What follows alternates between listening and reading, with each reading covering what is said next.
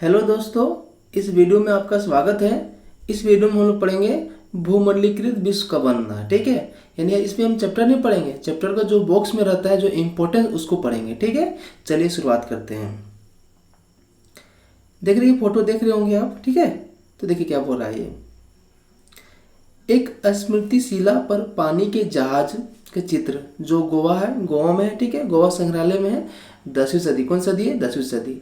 पश्चिमी तट के क्षेत्र में पाई गई 9वीं सदी के बाद 9वीं सदी के बाद की स्मृति शिलाओं पर जलपोतों की तस्वीरों से उस काल की समुद्री व्यापार के महत्व को पता चलता है। मतलब यानी इसका पढ़ाने का मोटिव क्या बता रहा है कि अगर इस चित्र में अगर जलपोतों के बारे में जलपोतों का तस्वीर बताया गया, मतलब उस समय क्या था, व्यापार जलपोतों के द्वारा होता होगा।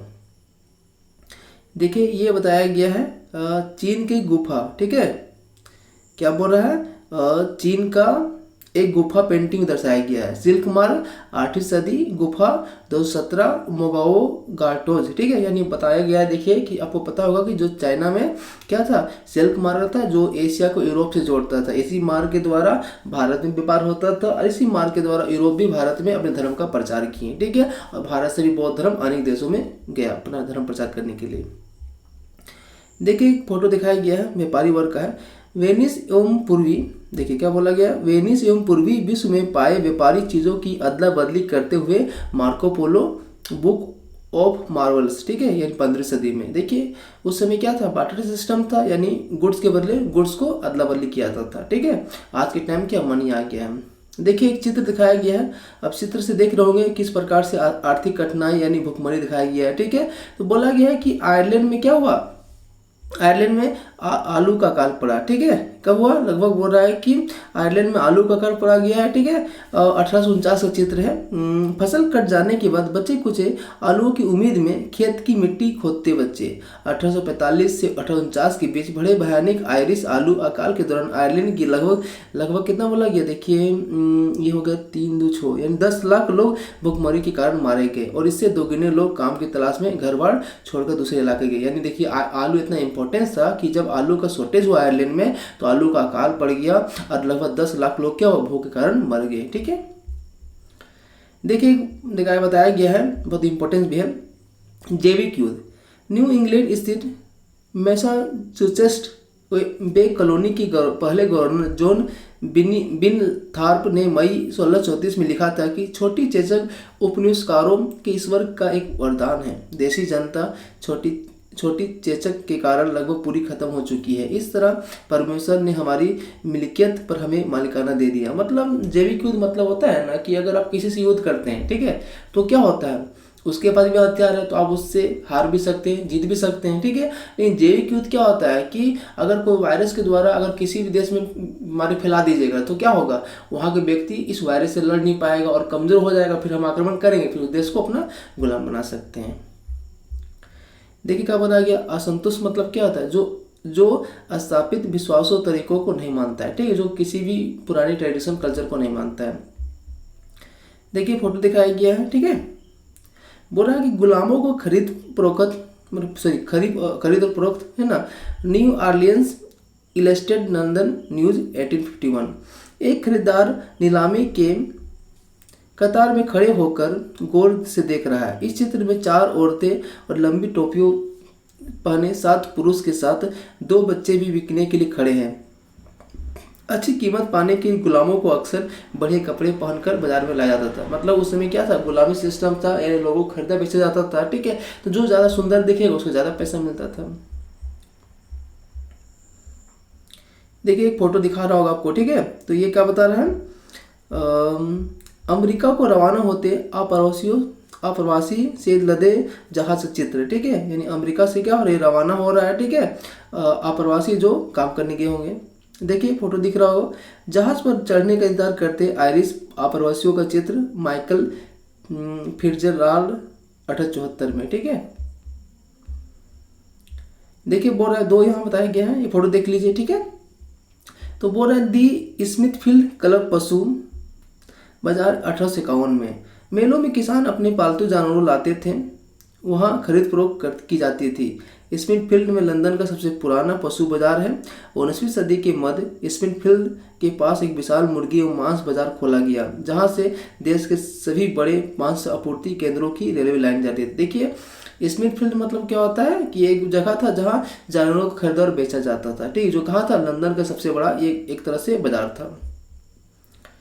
देखिए फोटो, तो मांस को क्या बता रहा है, मांस को अलकांदसार जलपोत पर लादा जा रहा है, ठीक है, ये भी 1878 का है। मांस का निर्यात तभी संभव हो पाया जब जहाज़ों में ठंडा रखने की व्यवस्था।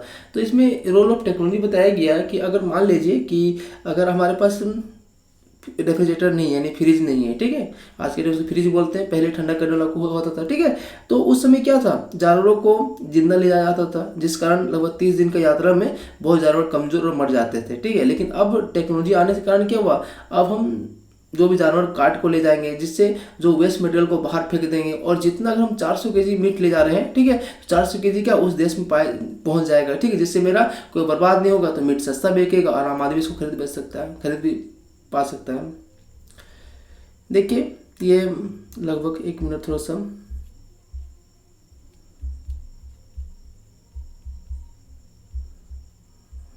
एक मिनट बस आ गया। ये 19वीं सदी के आखिर में औपनिवेशिक अफ्रीका का मानचित्र दिखाया गया, यानी अफ्रीका को देखिए किस प्रकार से बांट लिया गया, ठीक है। तो क्या बोल रहा है देख लीजिए, बेल्जियम का हिस्सा है, ब्रिटिश, फ्रेंच, जर्मन, इटालवी, पुर्तगाली, स्पेनिश, ब्रिटिश डोमिनियन, स्वतंत्र राज्य। देखिए इस प्रकार जो हरा वाला क्या है वह स्वतंत्र राज्य, बाकी में सब क्या वाला यूरोप लोग आपस में बांट लिया। तो देखिए 1885 में ना जर्मनी की राजधानी बर्लिन में मीटिंग हुआ था, जिसमें अफ्रीका को बांट लिया गया था, ठीक है, ताकि कोई लड़ाई झगड़ा ना हो। ये फोटो देखिए, मध्य अफ्रीका में सर हेनरी मार्थन एस्नेली और उनकी टोली दिखाया गया, 1871 चित्र है, ठीक है। देखिए क्या हो रहा, मध्य अफ्रीका में सर हेनरी मार्थन एस्नेली एक पत्रकार और खोजी थे। न्यूयॉर्क हेराल्ड ने उन्हें कई साल पहले अफ्रीका पर गए लिविंगस्टन नामक मिशनरी की खोज करने के लिए भेजा था। उस जमाने अन्य यूरोपीय और अमेरिकी अन्वेषकों की भांति एस्नेली ने भी हथियारों से लैस होकर गए। उन्होंने वहां की जाकर स्थानीय शिकारियों, यदुओं और मजदूरों को इकट्ठा किया, स्थानीय कबीलों के साथ लड़ाई लड़ी, अफ्रीका भूदृश्य की पड़ताल की और विभिन्न इलाकों में नक्शे बनाए। बाद में इन खोजों की अन्वेषणों की अफ्रीका को जीतने में मदद मिली। ऐसी भौगोलिक अन्वेषण केवल वैज्ञानिक जानकारी इकट्ठा करने के लिए समान इच्छा से प्रेरित नहीं होते थे, उनका साम्राज्यवादी योजनाओं से सीधा संबंध था। मतलब कोई व्यक्ति या कोई महाद्वीप को खोज रहा है, उसका मेन मोटिव क्या है, वहाँ व्यापार करेगा, फिर समय रहते हुए मतलब समय के अनुरूप उस देश को अपना उपनिवेश बना लेगा, जैसे भारत को बनाया गया, बहुत से देशों को बनाया गया। देखिए एक फोटो दिख रहा होगा, ठीक है। तो बोल रहा है कि ट्रांसवाल स्वर्ण खानों तक आवागमन। ट्रांसवाल का है, साउथ अफ्रीका में।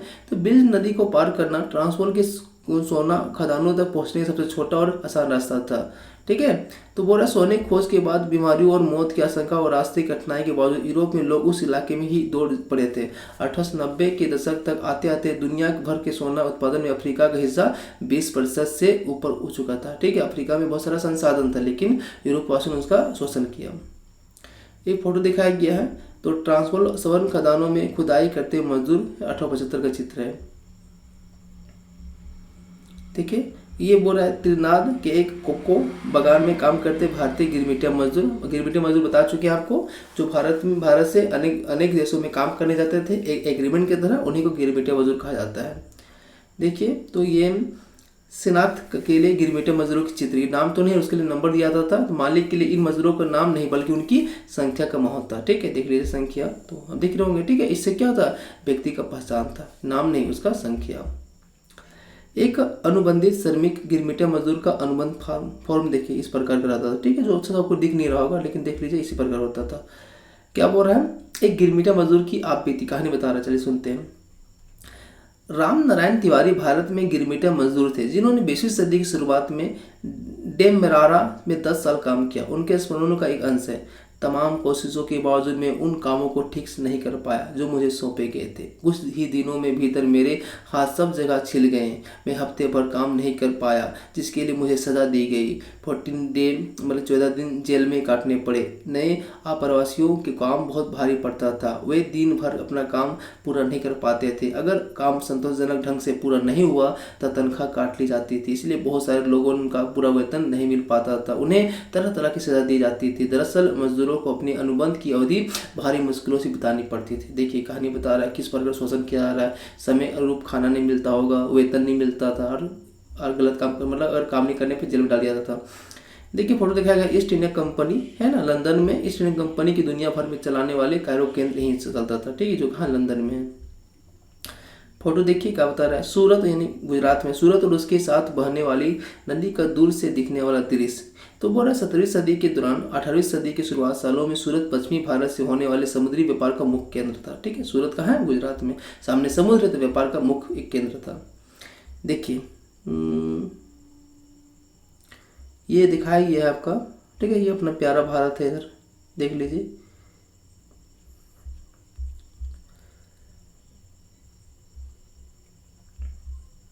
चलिए देखिए फोटो, प्रथम विश्व युद्ध के दौरान एक हथियार फैक्ट्री में काम करते मजदूर, ठीक है। युद्ध की जरूरतों को पूरा करने के लिए हथियारों के उत्पादन में तेजी इजाफा हुआ कब? 1914 से 18 के बीच। फैक्ट्रियों के बाहर कतार में खड़ी टी मॉडल की गाड़ियां, ठीक है, टी मॉडल देखिए मतलब 3 को टी। उसके बाद चलिए पढ़ते हैं महामंदी में क्या हुआ। महामंदी के दौरान एक आप्रवासी खेत के मजदूर का बेघर और भूखा परिवार 1936 में फोटो दिखाई, देख लीजिए। तो वो रहा क्या बोलता है, यह चित्र लेने वाली डोरोथी लेंग ने इस भूखी माँ के साथ अपनी मुलाकात के क्षणों को याद करते हुए बहुत ही साल बाद कहा था, मैंने इस भूखी लाचार औरत को देखा, मानो किसी चुंबक से खींची उसकी ओर बढ़ती चली गई। मैंने तो ना उसका नाम पूछा ना उसकी अतीत के बारे में सवाल किया। उसने मुझे अपनी उम्र बताई। उसने कहा कि उसकी उम्र 35 साल है। उसने कहा कि वे लोग यानी माँ और उसके बच्चे आसपास के खेतों में जाड़ों में जमी पड़ी सब्जी और उन परिंदों के सहारे जिंदा है जिनके उनके बच्चे मार लेते हैं। वह वहाँ बैठी थी अपने बच्चों को चिपटाए। शायद उसे लगता था कि मेरी तस्वीर उसकी कोई मदद नहीं कर सकती, इसलिए उसने मेरी मदद कर दी। देखिए फोटो दिखा रहा है, बेरोजगारी लाभ के लिए कतार में खड़े लोग, अमेरिका डोरोथी लोग द्वारा किया गया चित्र 1938 में। Library of Congress printed in the photograph division. जब एक बेरोजगारी जनगणना से पता चला कि देश में 1 करोड़ से ज़्यादा लोग पास कोई काम नहीं है। अमेरिका बहुत सारे राज्यों में स्थानीय प्रशासन की ओर से बेरोजगारों की छोटे छोटे भत्ते दिए जाते थे, जो लंबी कतारें महामंदी के सालों में गरीबी बेरोजगारी की प्रतीक है। 1929 में जब आया था महामंदी से क्या हुआ, लाखों लोग बेरोजगार हो चुके थे। देखिए रूस पर हमला करता जर्मन टुकड़ियां। जुलाई 1941 में रूस पर हिटलर का हमला युद्ध में एक निर्णायक महत्व घटना। युद्ध में तबाह स्टालिनग्राड, अरे वहाँ क्या हुआ, युद्ध के कारण तबाह हो गया।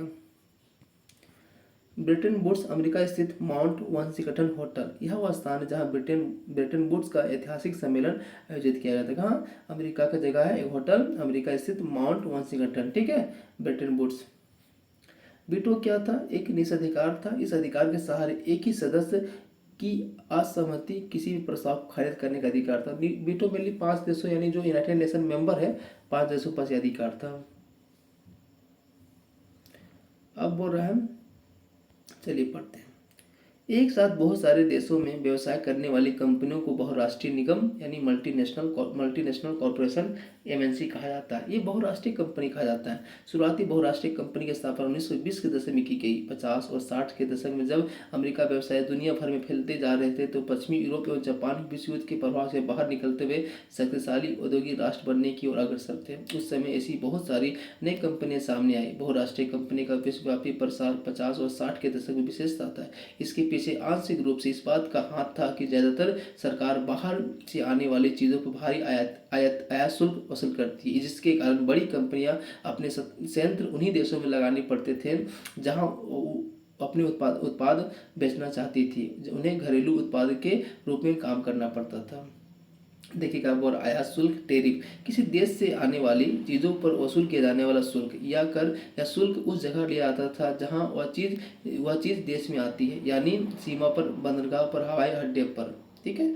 तो ये आयात शुल्क मतलब बाहर से देशों पे आने वाला लिया जाता था। देखिए अब क्या हो रहा है, बोल रहा है विनिमय दर। इस व्यवस्था के जरिए अंतर्राष्ट्रीय व्यापार की सुविधा के लिए विभिन्न देशों की राष्ट्रीय मुद्राओं को एक दूसरे से जोड़ा जाता था। विनिमय दर क्या था? इस व्यवस्था के जरिए अंतर्राष्ट्रीय व्यापार की सुविधा के लिए विभिन्न देशों का राष्ट्रीय मुद्रा को जोड़ा जाता था। मोटे तौर पर विनिमय दर दो प्रकार की थी, एक स्थिर यानी फ्लेक्सिबल बोल सकते हैं, और क्या बोल सकता है? फिक्स। ठीक है, तो ये हो गया फिक्स और ये हो गया क्या हुआ? फ्लेक्सिबल हो गया। तो बोल रहा है कि जो स्थिर क्या हुआ? मतलब फिक्स। जब विनिमय दर व्यवस्थित होती है, उन पे आने वाली उतार चढ़ाव को नियंत्रित करने के लिए सरकार को हस्तक्षेप करना पड़ता है। इसी विनिमय दर को स्थिर विनिमय दर कहा जाता था। ठीक है, लचीली परिवर्तनशील क्या होता था? इस तरह विनिमय दर विदेशी मुद्रा बाजार में विभिन्न मुद्राओं की मांग या आपूर्ति के आधार पर सिद्धांत सरकार के हस्तक्षेप के बिना घटती बढ़ती है। ठीक है, ये फ्लेक्सिबल होता है और क्या होता है? फिक्स होता है। थैंक यू दोस्तों, वीडियो अच्छा लगा हो तो लाइक कर दीजिए।